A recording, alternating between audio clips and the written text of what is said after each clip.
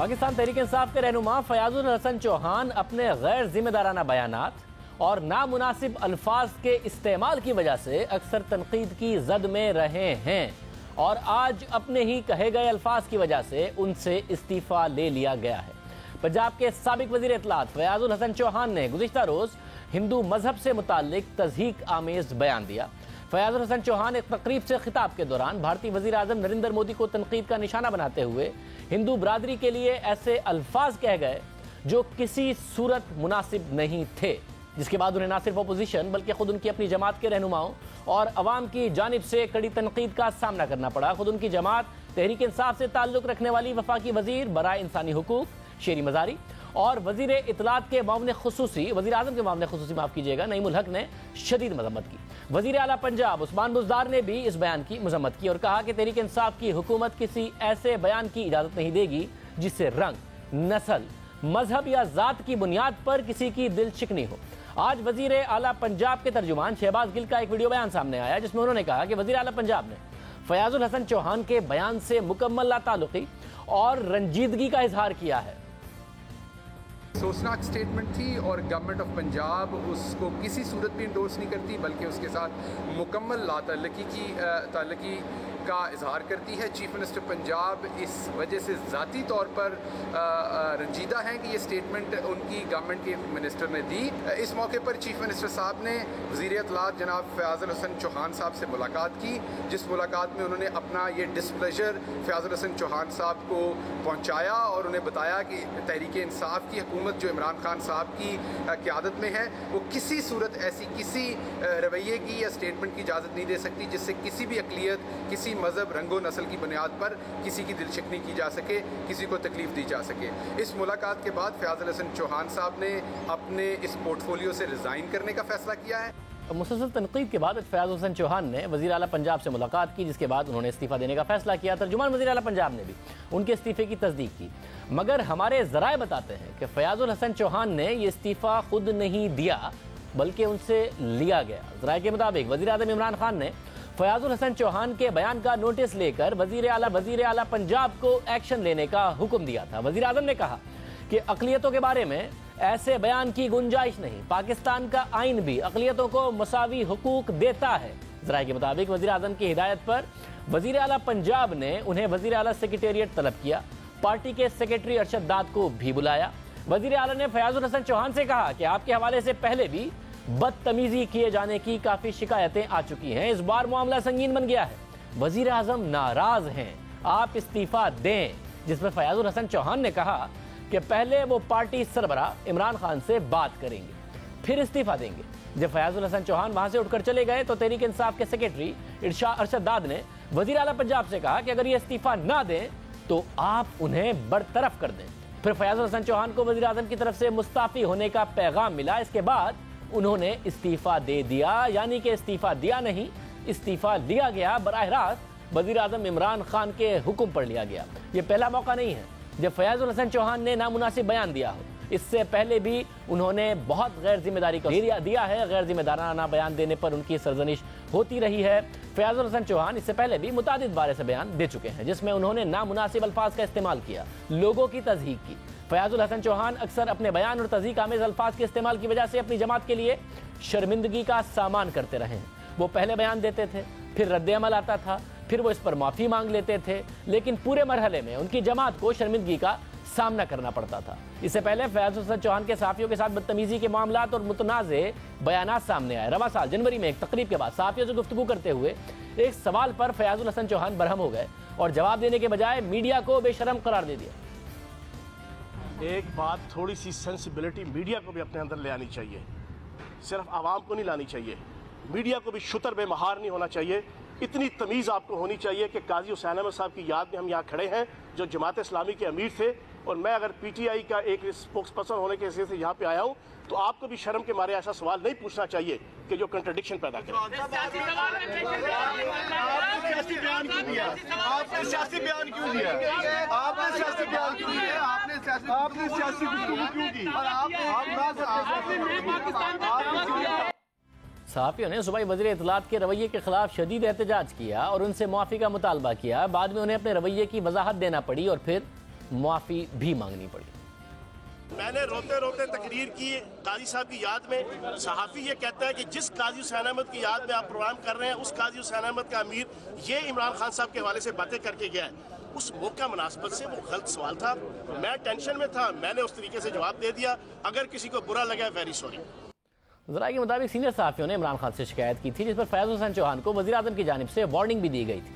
फयाज़ुल हसन चौहान की एक TV interview के बाद की वीडियो भी वायरल हुई, जिसमें उन्होंने मेज़बान से मुताल्लिक नाजेबा अल्फाज इस्तेमाल किए।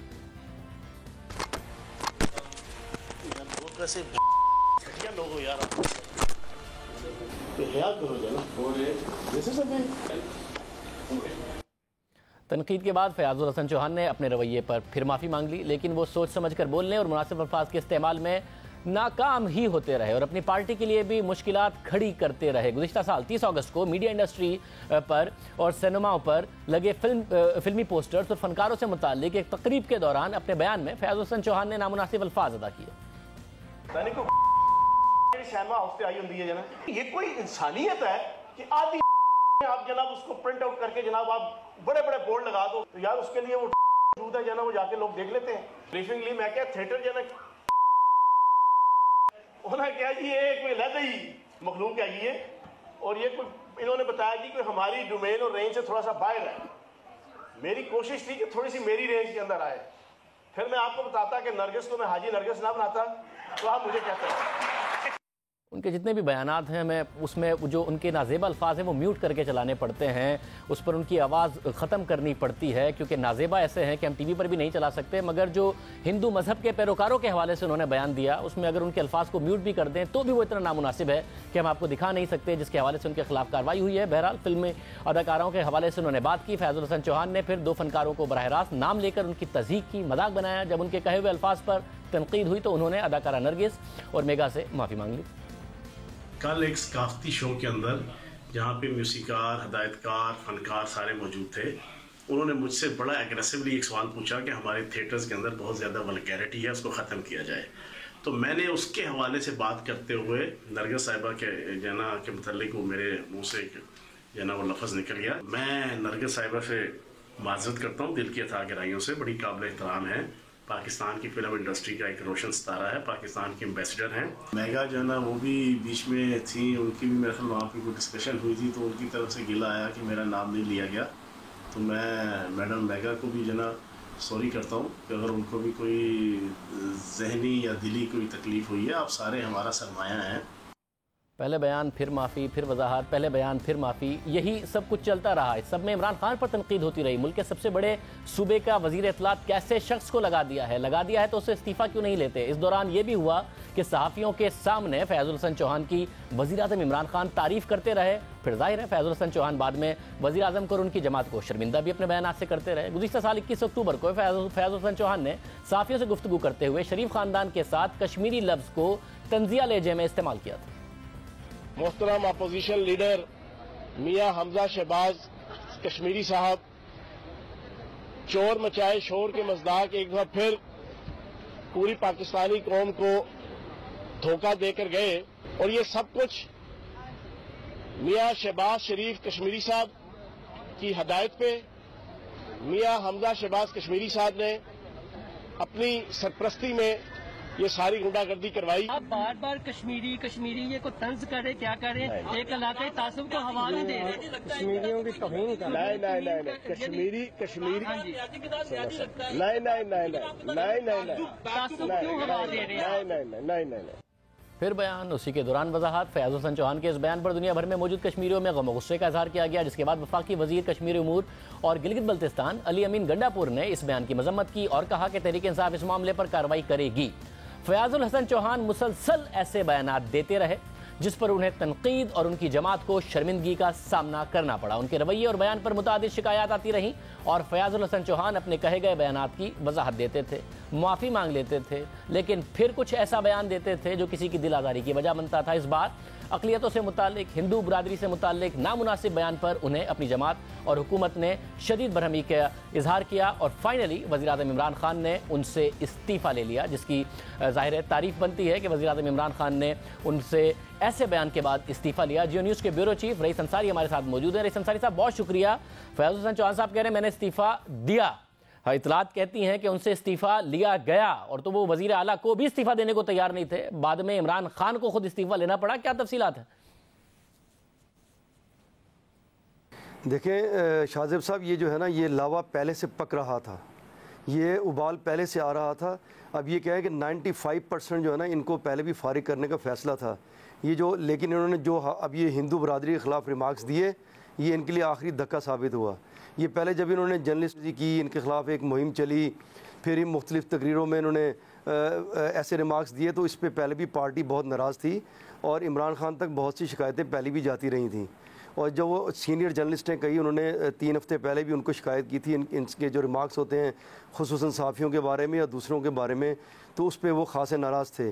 पहले भी उन्होंने 95% ये था कि ये चले जाएंगे, और उन्होंने पहले भी इनको कहा था कि अपने आप को ठीक कर लें। लेकिन अब जो इन्होंने ये हिंदू बरादरी के ख़िलाफ़ एक बयान दिया, उस पर वज़ीर-ए-आज़म ख़ुद बहुत नाला थे, क्योंकि वो कहते हैं कि ना इस्लामी तहज़ीब में, हमारे इस्लामी माशरे में किसी भी जो ये हमारे जो हैं अक़लियती बरादरी है, किसी के ख़िलाफ़ इस तरह रिमार्क्स नहीं दिए जा सकते और ना ही इसकी आईन इजाज़त देता है। तो इनको वज़ीर-ए-आज़म की जो वाज़ेह हदायत थी उसके मुताबिक आज चीफ मिनिस्टर पंजाब ने ख़ुद तलब किया, और वहाँ पे जो पार्टी के सेक्रेटरी जनरल थे अरशद दाद, जो पार्टी के सेक्रेटरी जनरल हैं, वो भी मौजूद थे। इनको बुला के वाज़ेह हदायत दी गई कि आपसे पार्टी नाराज़ है, पार्टी के कायद नाराज़ है, लिहाजा आप अपना इस्तीफ़ा टेंडर कर दें। इन्होंने इस्तीफ़ा नहीं दिया। इन्होंने कहा कि मुझे अभी पार्टी की आदत इमरान खान से बात करने दें, उसके बाद मैं इस्तीफ़ा दूंगा। जब ये कह कर निकले हैं तो वहाँ से जो पार्टी के सेक्रेटरी जनरल हैं अरशद दाद, उन्होंने चीफ मिनिस्टर का कहा कि अगर ये पार्टी से रिज़ाइन नहीं करते, ये अपने ओहदे से रिज़ाइन नहीं करते, तो इनको सैक कर दिया जाए। तो उसका इंतज़ार रहा। लेकिन जब ये जिस बात का इंतज़ार कर रहे थे कि वज़ीर-ए-आज़म एक इजलास में हैं, तो 3:30 बजे के करीब 3:15 बजे इजलास ख़त्म हुआ, तो इनको वज़ीर-ए-आज़म की तरफ से वाज़ेह हदायत मिली है कि पार्टी छोड़ दी जाए। और आप मज़े की बात देखें कि जब वज़ीर आला पंजाब ने इनसे इस्तीफ़ा तलब किया, तो इन्होंने बाहर निकल कर DGPR के ज़रिए एक 2 लफ्ज़ के ना एक तरदीद भेजी कि जो ख़बरें चल रही, जो ख़बरें ब्रेक की गई हैं मेरे इस्तीफ़े के मुतालिक, वो बेबुनियाद हैं। लेकिन उसके तकरीबन 1 घंटे बाद इन्हें इस्तीफ़ा देना पड़ा, और इन्हें पता था कि मेरे से इस्तीफ़ा तलब किया गया, फिर भी इन्होंने तरदीद भेजी। तो ये इस्तीफ़ा इन्होंने दिया नहीं, इनसे ज़बरदस्ती लिया गया है। और उसके बाद इन्होंने ख़ुद ही बयान दे दिया कि ये पार्टी जो है, मेरा इस्तीफ़ा जो है ये पार्टी की अमानत है, तो मैंने ये इस्तीफ़ा दे दिया। ये सारी अंदर की जो चल रही थी, ये पुरानी भी चल रही थी बातें, लिहाजा ये जो चीज़ आखिरी थी इनको साबित हुई। और मेरा ख्याल जो ज़राए हैं वो कहते हैं कि अब मज़ीद जो है ना, इनको वो किसी किस्म की जो है ना वजारत में नहीं मिलेगी, अभी वो पार्टी के कारकुन के तौर पे ही काम करेंगे। रईस अंसारी साहब इस हवाले से तफसीलात बता रहे थे।